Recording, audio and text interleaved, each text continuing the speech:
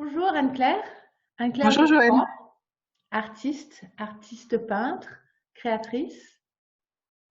Je te remercie infiniment d'être présente ici, de partager ton parcours, de partager les différentes choses que tu as pu vivre et apprendre dans au cours de l'ensemble de tes expériences. Et écoute, je te propose de te présenter, de nous parler de justement de qu'est-ce qui t'a amené jusque où tu en es aujourd'hui en tant que professionnelle, en tant qu'entrepreneuse et en tant que femme? Eh bien, merci Joël. Donc, je suis Anne-Claire Geoffroy. Je suis aujourd'hui artiste peintre. J'ai 41 ans, je suis mariée, je suis maman d'une petite fille qui va bientôt avoir 6 ans. Euh, je suis artiste peintre, mais c'est pas mon métier premier. C'est une reconversion et je suis complètement autodidacte dans le monde de l'art et de la peinture, puisque au départ, j'ai fait des études de langue et civilisation allemande. Et puis ensuite, j'ai fait une école de commerce spécialisée dans le tourisme qui m'a amenée à travailler dans l'industrie touristique euh, au niveau des fonctions support, donc du marketing, du commercial, du service client et puis en dernier lieu de l'informatique où j'ai fait ma carrière chez voyagesncf.com en tant que chef de projet informatique. Et puis, je suis tombée enceinte, j'ai eu ma petite fille et j'ai gardé à la maison, j'ai pris un congé parental. Et en fait, le retour dans le monde de l'entreprise, dans l'open space, dans les grandes tours de la défense a été un peu violent pour moi. Ça faisait un moment que je me posais la question de savoir qu'est-ce que j'avais vraiment envie de faire de ma vie. Et je pense que la crise de la quarantaine couplée à, au fait d'être devenue maman, ça a ouvert quelque chose et c'était l'occasion pour moi de rebattre les cartes, on va dire ça comme ça, et d'ouvrir un nouveau chapitre. Et c'est comme ça que je me suis lancée dans la peinture, que je fais maintenant depuis 3 ans et job qui m'a en fait au départ la peinture c'était plus un exutoire, un moyen pour moi d'exprimer tout ce qui avait été refoulé pendant des années. Et puis finalement les feedbacks que j'ai eus c'était que la peinture elle n'était pas que pour moi, pour mon développement personnel à moi uniquement, mais que ça pouvait aussi faire du bien aux autres. C'est comme ça que j'ai décidé de montrer ce que je faisais, d'exposer, euh, de plus tout garder pour moi et puis d'être aussi au service à travers de cette peinture des autres et de plus grands que moi. Et c'est ce qui m'a vraiment motivée en fait à continuer sur ce chemin-là. Et puis le plaisir que je prends à peindre, c'est vraiment voilà, c'est une joie de d'avoir changé, d'avoir osé pour me lancer là-dedans. Hmm. Merci. Dans les peintures que j'ai pu voir, tu explores aussi énormément la fleur de vie. Oui, alors ça c'est vraiment, j'allais dire ma marque de fabrique. C'est que j'ai commencé à peindre avec la fleur de vie. Comment on s'est rencontrés, c'est toute une autre aventure, mais en substance, c'est une amie à moi qui me l'a fait rencontrer. Et c'est un motif géométrique qui n'a pas d'âge et duquel on dit qu'il détient en lui toute la matrice de la sagesse de l'univers et de l'histoire de l'univers. Et je pense que c'est quelque chose qui m'a permis en fait de me reconnecter à moi et à aussi plus grand que moi. Et c'est une histoire d'amour qui s'est créée où enfin, que ce soit moi ou que ce soit elle, en fait, on se donne perpétuellement. Euh, et elle me donne des idées et moi je les matérialise et donc je la rends entre guillemets encore plus visible. Et du coup, c'est une interaction continue. Et là où on m'a dit, mais tu vas te lasser, tu auras vite fait le tour de la question, tu vas voir la fleur de vie, tu vas en sortir. Finalement, au bout de 3 ans, je continue toujours à travailler avec elle parce que au niveau symbolique, c'est hyper riche, que tous les jours, je découvre des sagesses supplémentaires dont elle est porteuse. Et, et je m'en lasse pas. Et même si aujourd'hui je m'autorise à sortir de ma grille de la fleur de vie, j'y reviens toujours parce que pour moi c'est vraiment une porte d'accès à autre chose. Hmm. Tu as également développé tout un toute une famille de personnages Oui, qui vivent, c'est au qui... départ, quand j'ai commencé à peindre les tableaux, c'était entre guillemets juste des fleurs, puisque comme son nom l'indique, la fleur de vie, bah, c'est une fleur. Donc ça ressemblait à des fleurs comme ça. Et puis petit à petit, ça a évolué. Donc c'était des fleurs comme ça, les tout débuts. Et puis les fleurs ont grandi, ont pris un peu de consistance et d'assurance, on va dire. Et il y a eu plus d'imagination qui s'est imposée. Donc pour donner des motifs toujours avec la fleur de vie dans ce registre-là. Et puis il y a des personnages qui se sont invités, qui n'étaient pas du tout prévus au démarrage, mais c'était chouette parce que du coup ça veut dire que je suis toujours en recherche de quelque chose de nouveau. Et donc, les premiers personnages sont arrivés, dont celui-là, qui s'appelle Antinéa, qui est mon avatar, en fait. C'est un peu comme si c'était mon moi dans mes tableaux, en fait. Donc, les premiers personnages sont arrivés sous cette forme-là. Ils étaient juste comme une galerie de portraits. Donc, tous contenus dans sept cercles. Donc, tous différents, mais tous ayant la même origine, la même provenance. Je ne sais pas si vous voyez, derrière moi, il y a celui avec l'étoile, hop, les, euh, le zodiaque. Donc, c'est vraiment le même cadre, mais voilà, tous pareils, mais tous différents. Et je pense que ça, c'était vraiment chouette à explorer. Et puis, ils ont grandi, les personnages, ils ont choisi d'être, entre guillemets, mis en scène dans différentes postures pour pouvoir raconter différentes histoires. Donc, on voit que là, elle arrive dans son jardin. Et puis là, elle trouve ses talents de magicienne. Et puis, ils se sont multipliés, ils avaient envie de jouer, donc ils sont arrivés à plusieurs, comme ça. Ou comme ça. Voilà. C'est c'est vraiment une grande histoire d'amour et de personnages. Et après, c'est aussi un moyen pour moi d'appeler ce que j'appelle les missions d'âme, puisque de cette famille, en fait, il y a effectivement mes propres personnages. Mais aujourd'hui, ce que je fais, c'est d'aller chercher les missions d'âme des gens qui passent par moi et qui me donne l'opportunité, à travers mon travail, rendre visible l'invisible, comme le révélateur en fait chez le photographe, et de montrer qu'est-ce qu'on est venu faire sur cette planète ici et maintenant. Donc encore une fois, c'est toujours la même chose, mais c'est jamais pareil, et ça peut prendre des formes complètement différentes. Donc en fonction de la personne et de sa mission de vie, ça peut ressembler à ça. Donc la déesse pour la droite, le personnage qui va mettre en lumière, ou celle-là, la chamane de l'eau. Je t'entends pas bien lorsque tu mets la petite carte, par contre. Voilà. Ah, alors du coup, hop, voilà la chamane de l'eau. Et c'est voir vraiment qu'est-ce qui fait vibrer votre âme en fait, et ce pourquoi on est là. Et c'est toujours une joie pour moi de découvrir qui j'ai en face de moi à la fin du tableau en fait. Tu découvres en même temps qu'elle apparaît, hein, c'est ça? Mm. Ouais. Et des fois, j'ai des surprises comme celui-là.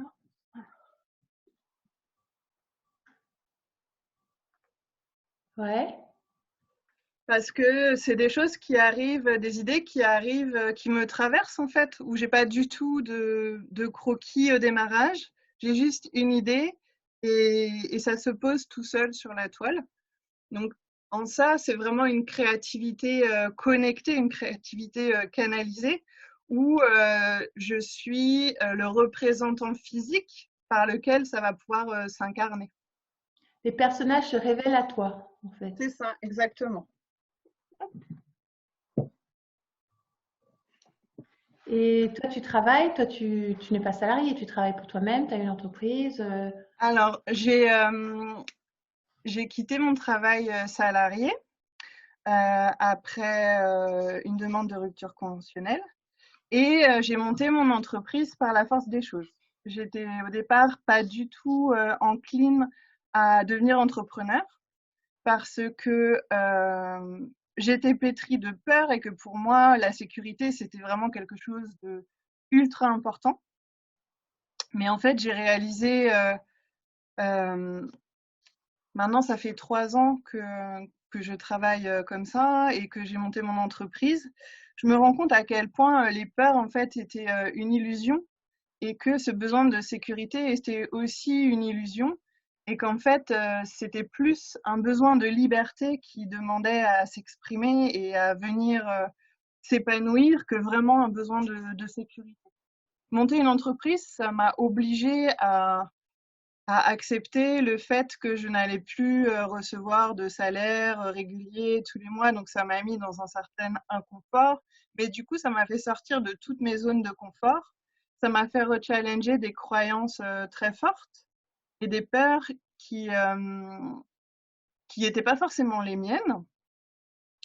Et ça m'a fait vraiment exploser ça m'a fait exploser des barrières. Euh, Et aujourd'hui encore, je sais pas trop comment j'ai réussi à faire tout ça parce que ça me semblait tellement pas moi que je m'en étonne encore aujourd'hui. En même temps, j'ai vu mon mari devenir entrepreneur, donc j'avais un support à la maison qui pouvait me montrer le chemin, me montrer que c'était possible. Je pense que ça, c'était très important pour moi aussi. Si j'avais eu un mari salarié hyper frileux en termes d'entrepreneuriat, je pense que j'aurais pas eu non plus cet talent. En 2 mots, hein, cet plus loin allant. Et j'aurais peut-être pas non plus mis en œuvre tous ces talents non plus, parce que j'en aurais pas eu besoin et j'en aurais pas eu conscience. Ouais, disons que ce que j'entends, c'est effectivement en anglais, leap of faith, ce saut qui En peut français, on appelle ça le saut de l'ange. faire, oui, c'est ça, où tu fais confiance à la vie, à ce qui t'a, à ce que la vie t'a amené, et, euh, et c'est ce que toi t'as fait quand tu t'es lancé. Alors, c'est pas non plus, ça a été un saut de l'ange, mais comment dire? C'était un mini saut, c'était des mini sauts en fait, on va appeler ça comme ça. J'ai pas fait tout du jour au lendemain, j'ai pas sauté dans le vide et tout et tout. Comme je disais, j'avais un gros besoin de sécurité, d'être rassurée, etc. Enfin, tout quitter, tout plaquer du jour au lendemain, c'était impossible pour moi. La manière dont ça s'est fait, c'est que j'ai négocié mon départ. J'ai fait une demande de rupture conventionnelle qui a été acceptée. Et du coup, ça m'a permis d'avoir accès aux ACDIC pendant 2 ans. Donc, c'était vraiment de la gestion de projet, de savoir comment j'allais gérer ces 2 ans, qu'est-ce que j'allais en faire. Alors, moi, je ne savais pas du tout où j'allais, hein. Au démarrage, je ne faisais pas de peinture quand j'ai arrêté. Ça s'est fait au fur et à mesure. Et par contre, j'ai passé un pacte avec moi-même qui était de dire que pendant ces 2 ans, je disais oui à tous les projets qu'on me proposait, pour autant qu'ils étaient écologiques pour moi et pour les autres. C'est-à-dire que si c'était juste une question de j'ai jamais fait, ou j'ai peur, ou c'est loin, ou c'était pas une bonne raison pour dire non. Donc du coup, j'étais entre guillemets obligée de dire oui parce que j'avais pris cet engagement envers moi-même. Et le fait de dire oui, je pense que ça a ouvert des portes non seulement à l'extérieur, mais aussi à l'intérieur de moi. Ça m'a obligée, je disais tout à l'heure, à sortir de ma zone de confort. Et mon examen de passage ultime, entre guillemets, ça a été l'année dernière, au mois de mars, de partir sur un salon à Nantes, toute seule avec ma voiture remplie de mes produits, de mes créations.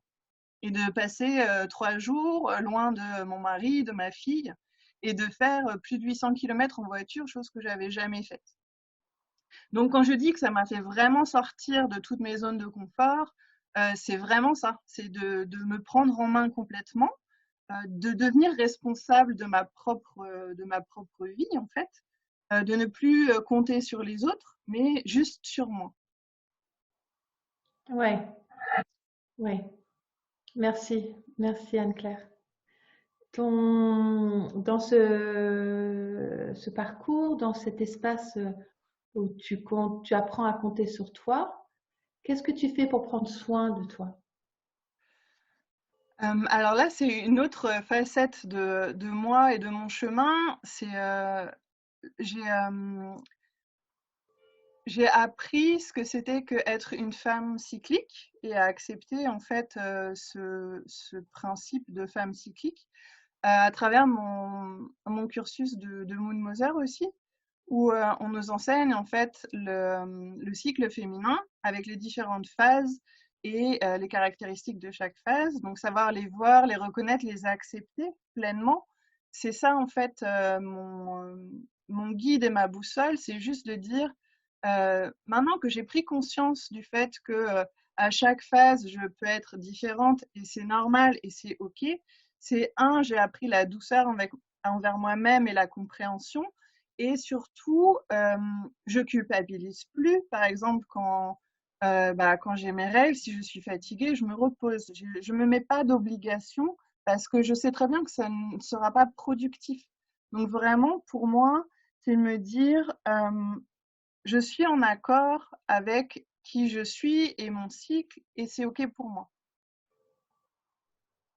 Sauf évidemment un gros rendez-vous où voilà, on va faire en sorte que ça se passe bien. Mais sinon, si j'ai pas d'impératif extérieur fort, c'est être à l'écoute de ça et être consciente de où j'en suis pour faire ce qui est le plus judicieux à ce moment-là. Et si le plus judicieux, c'est de dormir, et ben c'est dormir. Voilà. Ouais, prendre soin de toi. Dans le sommeil, ça c'est super important le sommeil. Et est-ce que tu as des routines aussi autres? Enfin, là, c'est ce que j'entends là, c'est un état d'esprit global de respect de ton cycle et de tes besoins dans ton quotidien. Est-ce que tu as des routines plus concrètes? Ça va aussi, là encore, dépendre de quelle phase j'en suis dans mon cycle, mais ça peut être, par exemple, de prendre un papier et de faire ce qu'on appelle les morning pages, d'écrire ou de dessiner tout ce qui vient à l'esprit, parce que c'est ce qui me permet, moi, d'alimenter mes carnets de croquis pour les tableaux à venir, en fait. Donc, tout ce qui vient à l'esprit, ben, je l'écris, je le note, je le dessine, je le croque, je le colorie, etc. Ça m'arrive pendant la phase où je suis plus à l'intérieur de moi, en réceptivité. Donc, la phase juste avant mes règles ou pendant mes règles, c'est ce que je fais. Et puis après aussi, c'est prendre le temps juste de regarder. Alors, c'est très bête, hein, mais en fait, dans mon jardin, je vois l'arbre de mes voisins et je le regarde tous les jours et je regarde comment le temps agit sur lui, comment les saisons agissent sur lui, comment les oiseaux viennent se poser. Et ça me permet en fait de me reconnecter à un espèce de temps plus grand que moi, en fait, plus grand que juste ma journée. C'est vraiment cette contemplation du vivant et des saisons. Donc, c'est être dans ton quotidien relié à tes propres cycles, à toi, Mm. et au cycle de la Terre Universel. Mm. sur laquelle tu vis. Ouais. Et en même temps, c'est logique puisque finalement, le motif de la fleur de vie, c'est que des cercles. Donc, on est vraiment dans cette idée, je baigne entre guillemets dans les cercles, dans les cycles, dans toutes les dimensions. Mm. C'est important que ce que je vois à l'extérieur, je le sente aussi à l'intérieur. C'est une interaction constante. Et c'est en fait juste se positionner en tant qu'être humain dans un système beaucoup plus grand. Ouais, ouais, je te remercie. Parce qu'il y a aussi le risque quand on est entrepreneur, c'est se sentir très seul. Moi, je trouve que le fait de se repositionner comme étant une partie d'un grand tout, ça fait que on se sent aussi moins seul.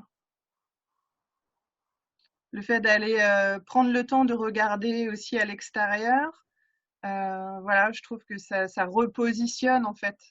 C'est pas nous le centre du monde, entre guillemets, même si on est le centre de notre monde et que tout tourne autour de notre nombril et c'est normal.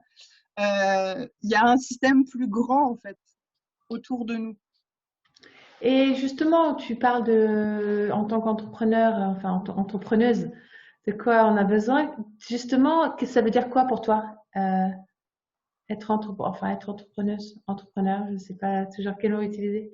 Moi non plus, je sais pas, enfin, j'ai pas de conviction et mon côté linguiste, enfin, ne tranche pas non plus. Mais voilà, pour moi, c'est entrepreneur. Je n'ai pas de problème avec le féminin qui n'en est pas. Je pense que le féminin est ailleurs et il n'est pas juste là. Pour moi, être entrepreneur, pour ce qui me concerne en tous les cas, c'était vraiment un cap que j'ai franchi comme si je passais, comme un rite de passage qui me faisait passer à l'âge adulte. Un adulte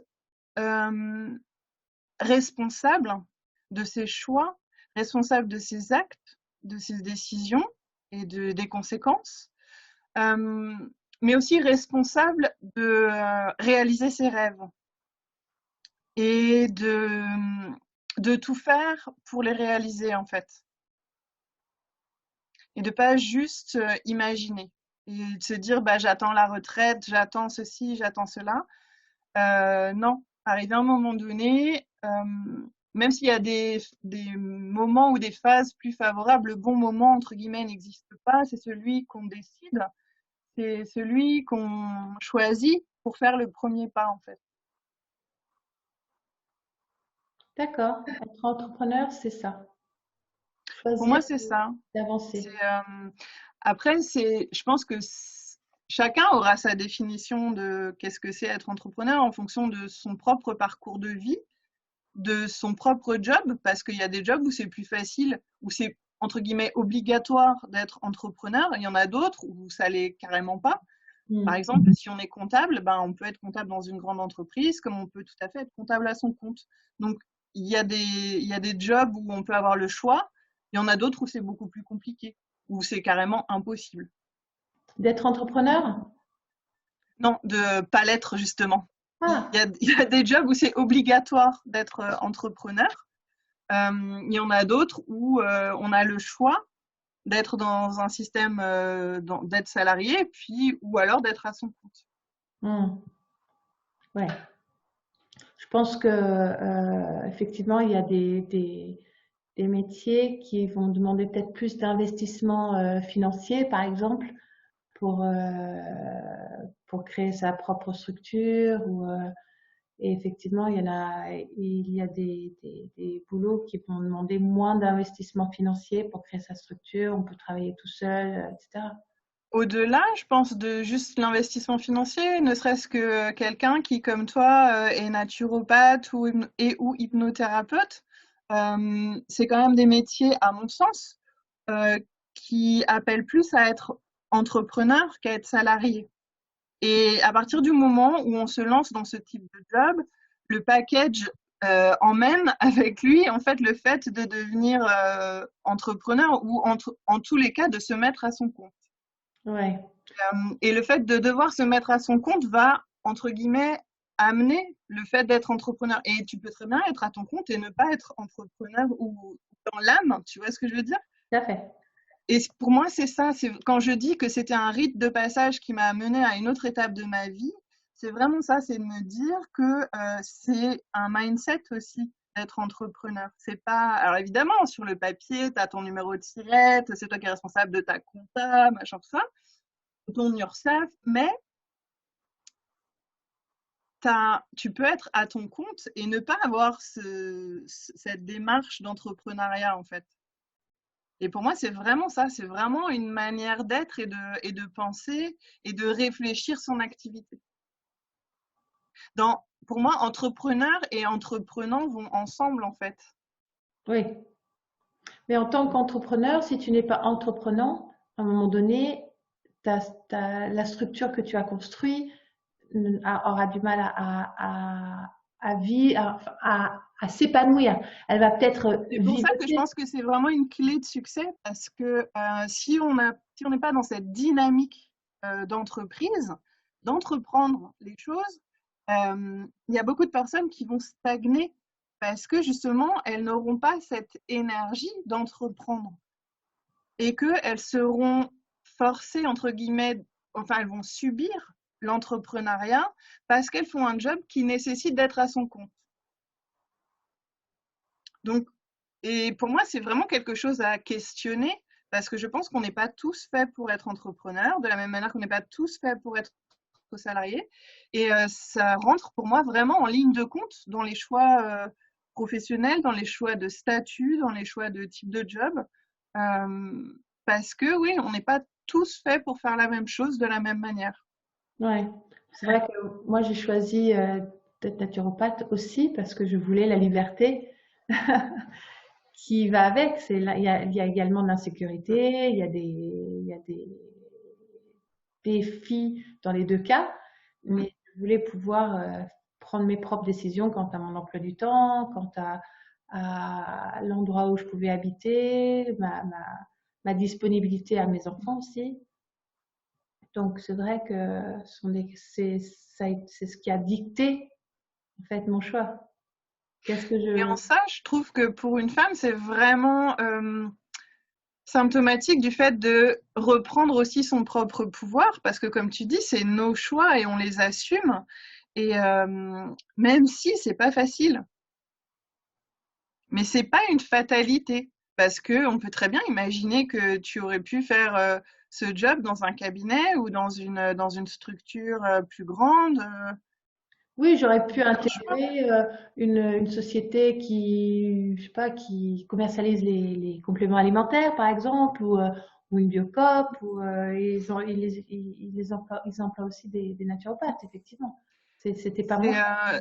en ça, je trouve que c'est vraiment une, un choix quand on le fait de manière éclairée, entre guillemets, à la lumière de tous ces éléments-là, c'est vraiment important de voir qu'est-ce que ça veut dire pour nous, vraiment, de se lancer. Et vraiment, là, je parle vraiment en tant que quelqu'un qui était pétri de peur à l'idée de monter sa propre boîte, quoi. Parce que je me faisais une montagne de qu'est-ce que ça allait être, de toute la paperasserie. Je déteste toujours autant la paperasserie, hein, mais bon, voilà, j'ai mis de l'eau dans mon vin et je sais qu'il y a des passages obligés, etc.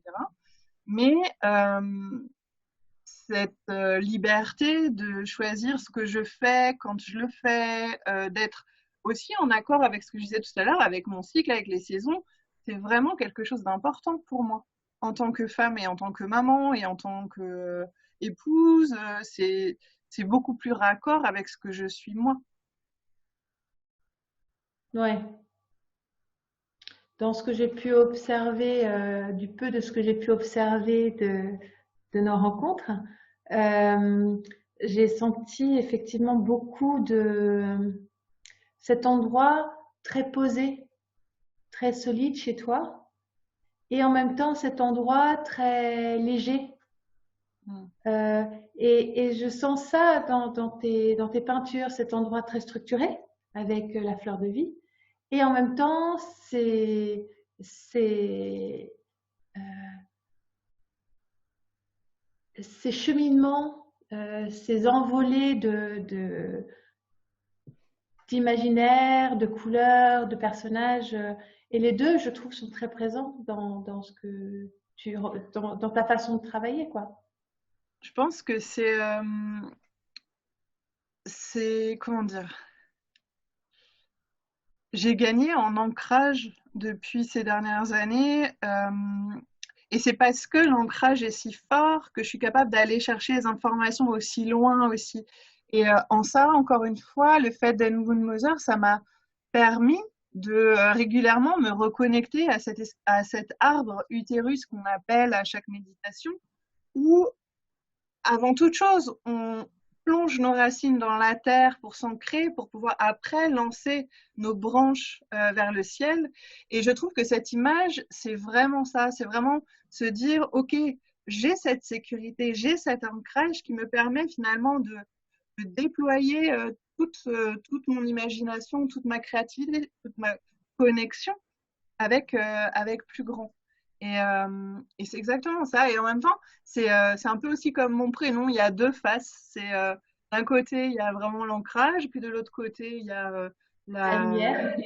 l'imagination, etc. Il y a d'un côté la structure, et puis de l'autre, les couleurs et la poésie, et le côté féerique. Il y a une dame un jour qui m'a dit, j'ai trouvé ça tellement juste, elle m'a dit, votre travail est faussement naïf. Parce que quand on voit effectivement au premier abord mes peintures, ça fait très naïf, les petites bonnes femmes, les petits personnages qui ressemblent un peu à des bandes dessinées, des mangas, des couleurs très vives, acidulées, c'est un peu lollipop et compagnie. Et en même temps, si on regarde de plus près, tout est hyper structuré, tout est hyper pensé. Il y a au moins 3 niveaux de lecture et d'interprétation sur chaque tableau, sur chaque portrait d'âme, etc. Donc c'est vraiment cette combinaison, en fait, j'allais dire ambivalence, mais non, c'est vraiment une combinaison des deux qui fait que l'alchimie prend, en fait. Ouais. Merci Anne-Claire. Dis-moi ton super pouvoir. Mon super Ouais. pouvoir, Super pouvoir à toi, cet espace qui la créatrice, la magicienne. Celle euh, c'est c'est, elle est où? Elle se manifeste comment et comment ça se passe? mon super pouvoir, genre je l'ai écrit et j'ai trouvé que c'était chouette. C'est la créativité connectée. Euh, C'est-à-dire que j'ai une capacité à créer, donc que ce soit faire un dessin, mais ce soit aussi créer un plat. Par exemple, quand il n'y a rien dans le frigo, mon mari, il est toujours ébloui de voir ce que je suis capable de faire avec rien dans le frigo. Et bien c'est ça, c'est en fait cette créativité qui, à partir de rien, arrive à faire quelque chose. Et en français, on parle du système D, je pense qu'il y en a un peu.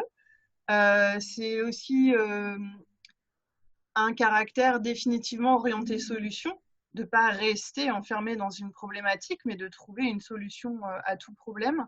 C'est aussi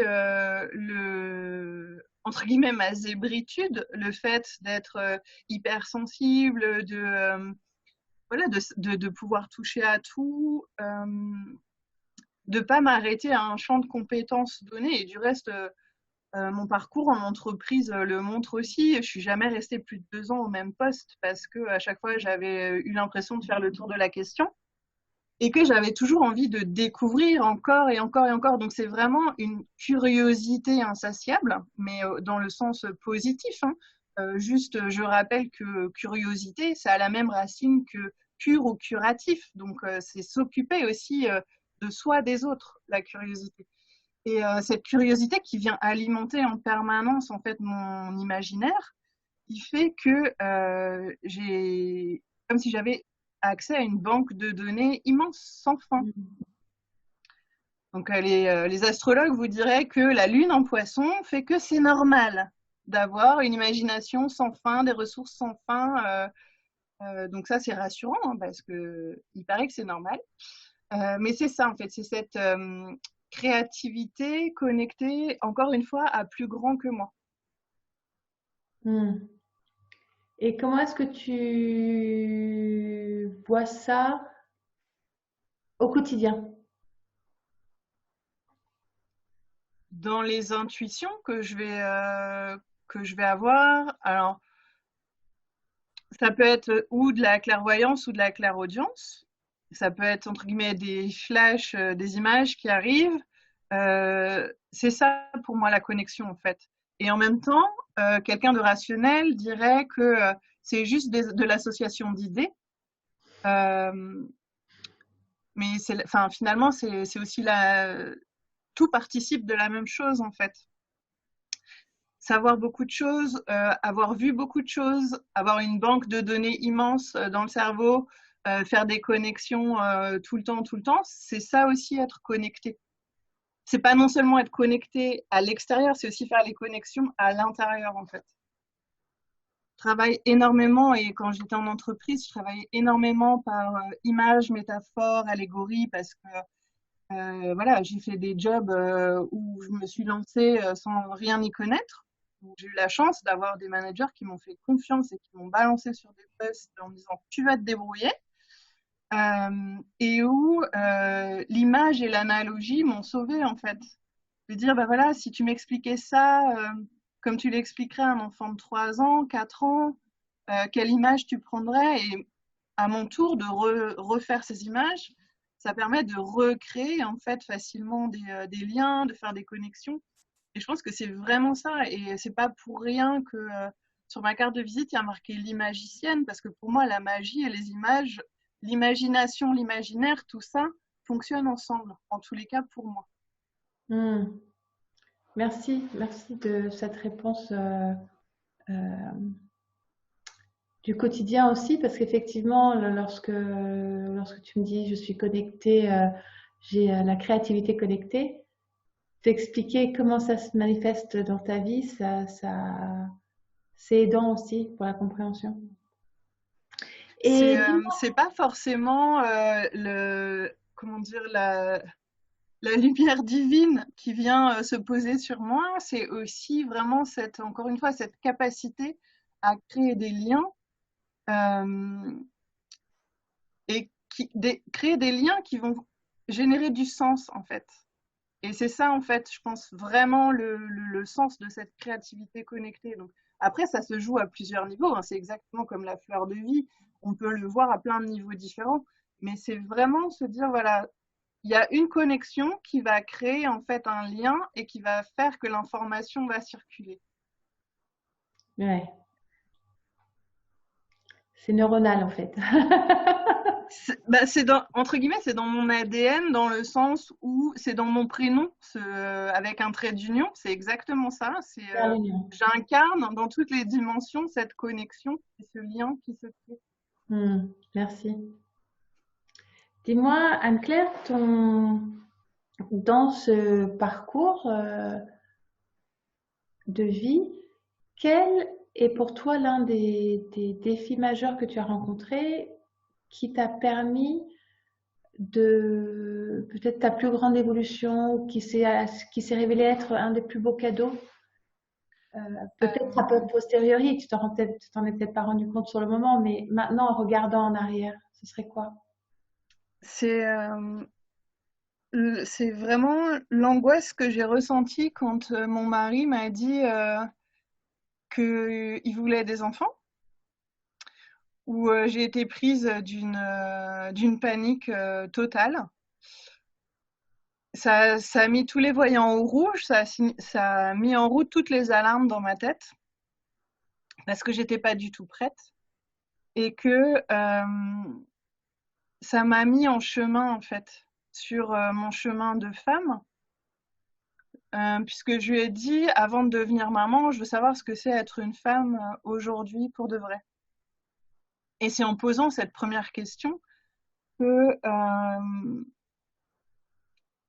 j'ai ouvert en fait la porte à tout ce qui est les cercles de femmes, savoir qu'est-ce que c'est être une femme aujourd'hui, aller toucher des parties en moi que j'avais jamais explorées, déconstruire aussi beaucoup de choses, parce que en tant que femme, on a le modèle aussi des femmes qui nous ont élevées, des femmes qui nous ont accompagnées. Et donc, pour moi, il a fallu aussi déconstruire toutes ces images-là, pouvoir me construire moi-même, avoir un regard plus objectif sur ma mère, mes grands-mères, mes tantes, me dire que voilà, ça pouvait être des modèles dans certaines circonstances, mais pas dans toutes les circonstances. Voilà, de poser un regard objectif sur qu'est-ce qu'elles m'ont transmis en positif, en négatif, pour pouvoir à mon tour construire quelque chose.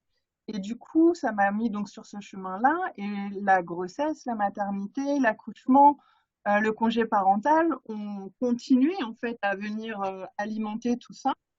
Et le fait d'avoir eu une petite fille, ça m'a encore plus challengée. Et ça me challenge tous les jours en tant que femme, en tant que maman, en tant que épouse, etc. Et en même temps, si j'avais pas traversé tout ça, jamais j'aurais eu la force et l'envie, je pense, à ce point-là, de tenter quelque chose d'autre. Donc c'est vraiment ce questionnement de femme et de maman, en fait, qui sont mes plus gros défis de tous les jours et en même temps, ce qui me donne le plus de force pour avancer. D'accord. Donc, si j'ai bien compris, ce qui te permet aujourd'hui, le cadeau de ce questionnement que tu as fait avant d'entamer ta grossesse et avant d'entamer le parcours de maman, qui te permet aujourd'hui de cheminer pleinement en tant que femme et maman. Ouais, parce que encore une fois, j'ai déconstruit beaucoup de choses. Je me suis, j'ai repris ma place, en fait, ma juste place. J'ai challengé les croyances qu'on m'avait transmises. J'ai fait mes propres expériences surtout. Euh, de dire, ben, ok, moi, par exemple, ma maman, elle fait de la peinture et elle fait des très jolies peintures qui sont très fidèles aux originaux, puisqu'elle peint toujours d'après photo. Euh, et du coup, de me lancer dans la peinture, c'était compliqué pour moi parce que je me disais, mais jamais je pourrais faire aussi bien qu'elle. C'est toujours compliqué parce que on parle souvent de sororité, mais bizarrement, on oublie un peu la compétition qu'il peut y avoir entre les femmes et déjà dans les femmes d'une même famille, entre mère et fille, entre sœurs, etc. Et donc tout ça, ça m'a obligée à me positionner différemment et à montrer qui je suis vraiment sans pour autant ressembler à quelqu'un d'autre. Et donc, quand je me suis lancée dans la peinture, alors j'ai pas choisi délibérément de faire quelque chose de complètement différent de ce que peut faire ma maman, mais en tous les cas, je me suis lancée et mon style s'est affirmé au fur et à mesure. Et, et ça, je pense que c'était un des plus beaux cadeaux que j'ai pu me faire, c'était d'accepter de me lancer sans avoir peur de la critique ni du jugement, surtout de moi, hein, parce que finalement, c'est notre propre critique et notre propre petit juge intérieur qui souvent nous fait le plus de mal. Donc, sans poser de jugement sur mon travail, juste, voilà, y aller, oser, faire, encore, expérimenter beaucoup de choses différentes. Je pense que c'est aussi moi ce qui me nourrit. Euh,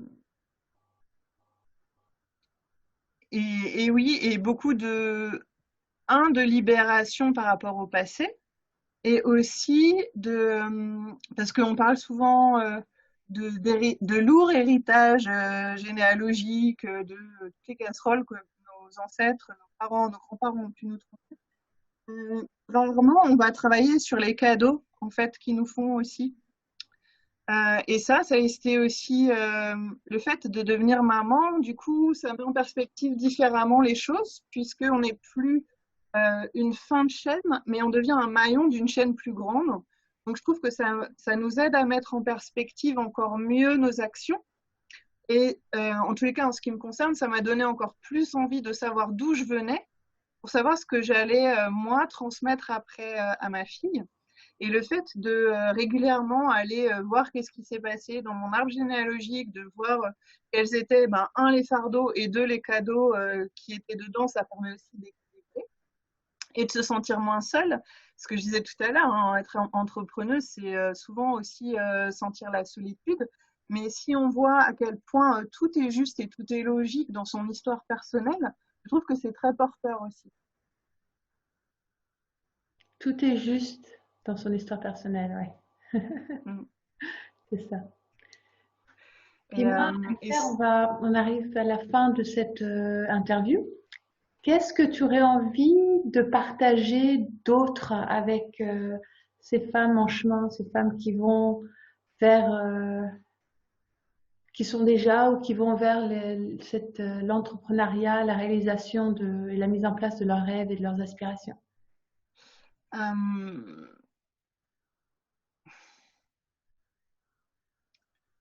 c'est vraiment, à mon sens, savoir s'écouter, savoir être douce envers soi-même. Parce que pour moi, un des risques de l'entrepreneuriat, c'est de tout vouloir faire tout de suite et vouloir être parfaite tout de suite.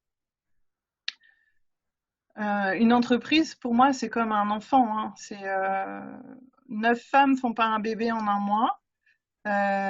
Chaque jour va apporter son lot de travail, enfin, c'est des graines qu'on plante et qui vont pousser. Tout n'arrive pas en un jour, hein. Ça, je pense qu'il faut en être conscient et accepter que ça prend du temps. Et que encore une fois, tout a un sens. Et, euh, et voir toujours d'où on vient et ce qu'on a fait et ce caractère de j'ai planté, j'ai semé, je récolte, c'est important. Et de se dire vraiment, pas regarder ce qui manque, mais regarder déjà tout ce qu'on a fait. Et aussi apprendre à voir ce qu'on a fait et qui ne se voit pas. Il y a énormément de choses qu'on fait et qui n'ont pas d'impact direct dans la matière tout de suite. Ne serait-ce que le networking, ne serait-ce que parler d'un rêve avec une amie, c'est planter une graine sur un autre niveau de conscience. Et, euh, et ça, c'est aussi important que quelque chose de tangible, à mon sens. Je fais partie de ces gens qui sont des rêveurs. Et pour moi, le rêve, c'est vraiment la première étape vers la réalisation. Et c'est pas parce que ça n'existe pas dans la matière que ça ne se matérialisera jamais. Et pour moi, c'est ça qui est vraiment important, c'est savoir se connecter à son feu intérieur, à ce qui nous garde en vie, ce qui nous fait envie. C'est ça, en fait. Ouais, ok, bah écoute, très. J'aime beaucoup comment tu finis tes phrases là. Rester en lien avec ce qui nous garde en vie et qui nous met en vie aussi, et nous donne envie. C'est, ouais, je pense que c'est vraiment ça, c'est reconnecter ce feu. Alors en plus, là, aujourd'hui, on enregistre, on est le 30 janvier. Dans 2 jours, ce sera la fête d'Imbolc les, euh, pour les sagesses ancestrales celtiques. C'est vraiment le début du printemps. C'est une fête où on reconnecte le feu intérieur. Et je pense que c'est vraiment ça, parce que c'est ce qui va donner l'énergie, qui va donner l'allant, en fait, à nos projets, à nos réalisations. Et si on ne devient pas la gardienne de notre feu intérieur, personne d'autre sera là pour le garder, en fait. Et symboliquement, je trouve que c'est super. Du coup, je te remercie parce que le fait d'avoir fait cette interview juste à ce moment-là, ça me permet de, moi, recontacter aussi ce feu sacré qu'on honore à ce moment-là dans l'année. Tout à l'heure, je parlais du fait que j'étais en lien avec les saisons et l'extérieur. Et là, on est vraiment dedans, dans cette reconnexion au feu sacré, de redevenir la, entre guillemets, la vestale de son foyer, à l'intérieur et à l'extérieur. Hmm. Soyons les vestales de notre foyer. Ouais. Merci. Merci infiniment, Anne-Claire, pour ce temps. Merci pour Merci ton à toi. aide. Merci pour tes éclairages. Merci pour tes peintures. Et Avec un immense plaisir. Et puis, toutes les infos pour pouvoir contacter Anne-Claire, pour pouvoir travailler avec elle sur son portrait. Alors, vous pouvez me retrouver sur la page Facebook Un jardin sous les étoiles, sur Instagram @limagicienne et sur la boutique en ligne shop.unjardinsouslesétoiles.com. Et toutes les infos seront de toute façon incluses. Donc voilà. Et puis, je te dis à bientôt. Et puis, merci encore. Avec grand plaisir. Merci à toi. Au revoir, Anne-Claire. Au revoir.